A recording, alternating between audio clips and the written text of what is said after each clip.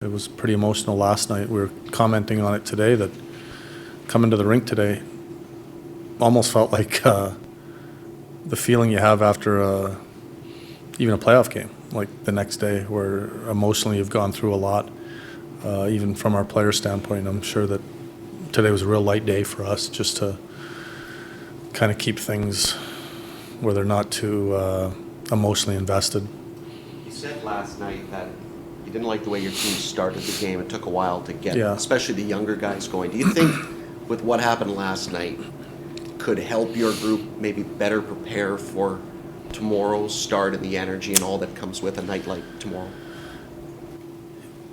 Yeah and no. I mean, I don't want to sit here and say, hey, because it was a big night that we didn't play well. That shouldn't be an excuse at all. I don't think that had anything to do with it. I just think we weren't very good. And, if anything, I think when there's a big night or the crowd's into it, most nights we've played pretty well when there's been a lot of energy in the building.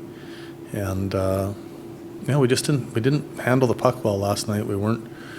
And I've said it many times, when you're not good with the puck in this league, everything gets delayed and you're going to end up spending time in your zone and not gaining a lot of traction. Daniel talked today about what he's going to miss most when they're not here. As a coach, I know it's only been a year for you. Yeah. What are you going to miss most about them? Well, I mean, whenever you have two players that are Hall of Fame players, it's a joy to have them on, not that I've had it before, but it has been a great experience for me to have two guys that are as good a hockey players as they are and as smart, to be able to talk to them about hockey, about our team, and know that you're getting a really good, honest answer. They're such good people off the ice that there's no BS. Everything they talk about is for the team. You're getting a real, true, honest opinion of your team as leaders, and that's what you want out of your leaders. Honesty that's not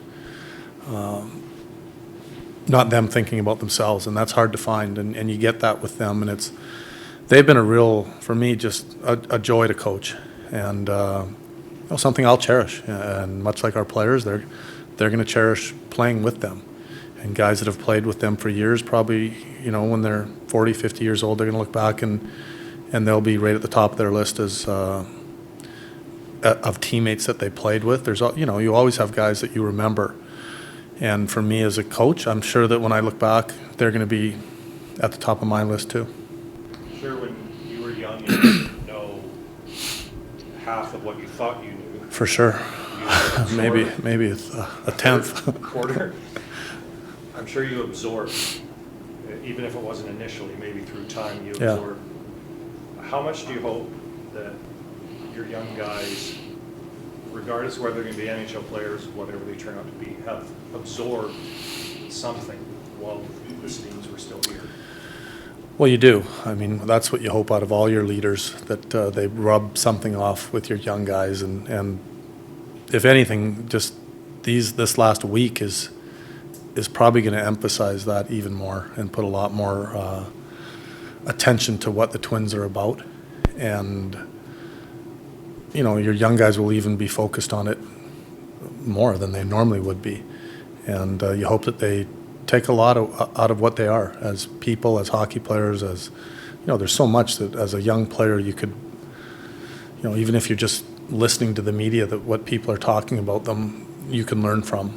And ultimately, that's what great leaders do. They rub young guys the right way and put them into a direction that you want, especially an organization like us that, is trying to move forward. And we need some of our young players to become, not just good hockey players, but good players in the community and guys that you can win with. And we've said that from day one. We want players that you can win with.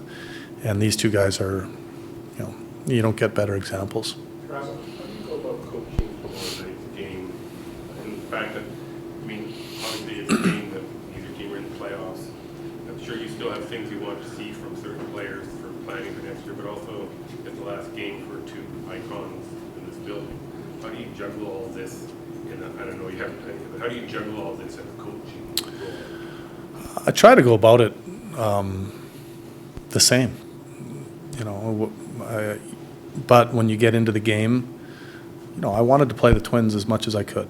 And that's right or wrong, that's what I wanted to do. And I think they played 18 or so minutes last night, and they're going to have a lot of juice. I'm not worried about that. But there are times during the game where you're actually, you've got to do a double take a little bit, and it was a fun game to coach. Daniel interviewing on the shootout. No, yeah, no, they wouldn't have. I haven't put them in this year, and I don't know how many years it's been since they have shot. But that's one of the things, even in the heat of the moment, that you have to kind of take a step back, and you don't really know how you're going to prepare for it. But it was exciting. I mean, hearing the crowd get juiced up when Daniel was going to shoot was great, and that it went an extra round and Hank got to shoot was even better. And at the end of the day, they could have scored too. It's not like an exact science who's going to score, who's not, and you're talking about two Hall of Fame players. I don't think twice about putting them in to shoot. I know that the mantra from the Twins has been to try to approach these games like they're normal games. For sure. Though we know they're not. And often, I think coaches want their players to focus all on the game part and try to separate that emotion. But in some way, would you like to see your players absorb the emotion and be part of the emotion, even if it makes it harder to play the game, to sort of embrace? Well, I think our players are embracing it.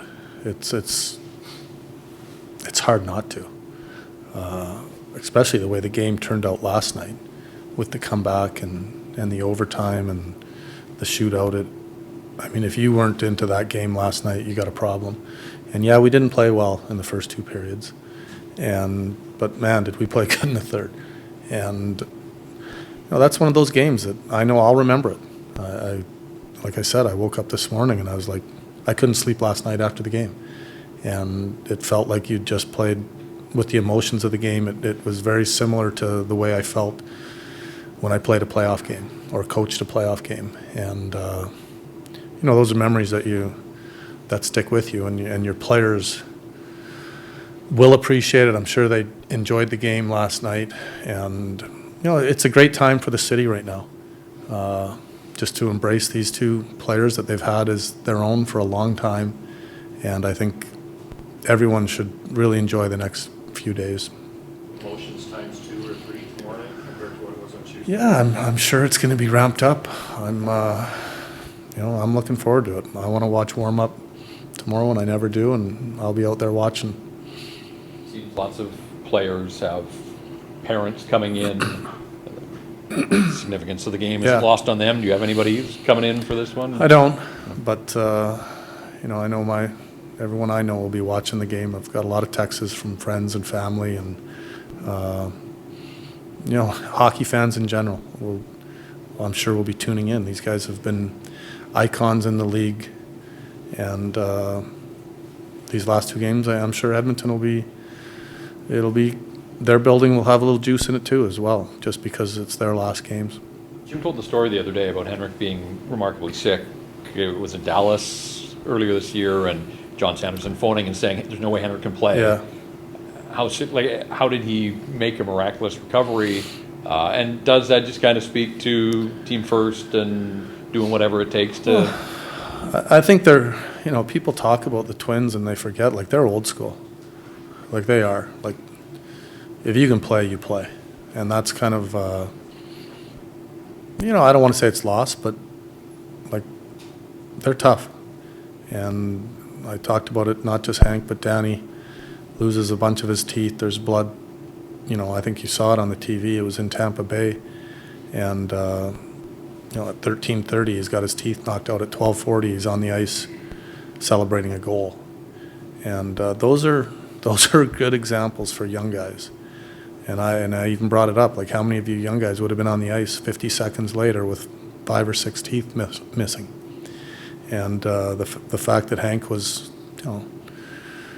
as sick as he was, and comes back, it's another good example. And that's just, a small part of what they can teach and what they can bring to the young guys as far as leadership goes. Travis, the single point you guys got last night was 70, which is one more than the team got last Right. year.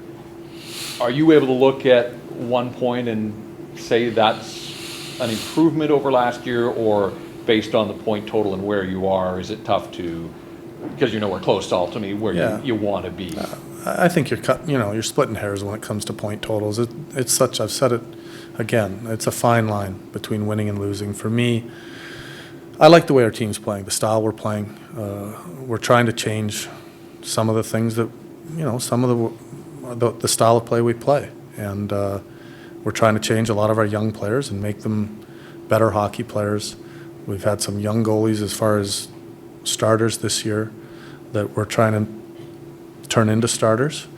And when you're sitting with 70 points, you're not going to sit here and say, hey, we've had a great season. But at the beginning of the year, I talked about pushing forward and putting one foot in front of the other. And that's still the same message, and it's going to be next year. How do we get better? How do we push toward becoming a playoff team, and not just that, but becoming a team that wins championships? Does Sautner stay up for the rest of the year now that? Yeah, he'll be here, but he'll go back for Utica playoffs. I know you finished your pro career in Europe, but when your NHL time was winding down, what do you recall about going to the rink for your last game? Was it in Toronto? And It was, and again, I still wanted to play in the NHL, and that's why I touched on, it's not very often where you get to go out when you want, and there's very few players that happens to when you really think about it. Even Matt's in Toronto, who ended up coming here, and he wasn't sure when his career was going to finish, and you go right down the list, you just don't know. And most players don't go out when they want. Someone usually pushes them out the door. The guys that love playing, they get pushed out the door. And I know for me, I wanted to keep playing, trained to play, and it didn't happen. But I do know my last, 4, 5, 6 years in the league, you know that it's coming. Like when you start hitting 32, 3, 4, 5, I was 37 when I quit playing, and it's close, and you do start to cherish every day. I just loved coming to the rink and playing, and I see that with them. They love being at the rink, and when you get to when you've been in the league that long, you have to love the game, and you have to love being at the rink, and you know that it's coming, and you start to cherish every, the good and the bad. Eric said you kind of asked him, did he want to shoot? Did you ask Danny, or did you tell Danny? No, I talked to them about it. I said, are you guys ready? And I don't think they're not used to shooting in the shootout. It's been a while, but you could tell the crowd wanted it, and I think Danny realized that it was he had to shoot. Henrik was over his career. I didn't, so but there's always a first.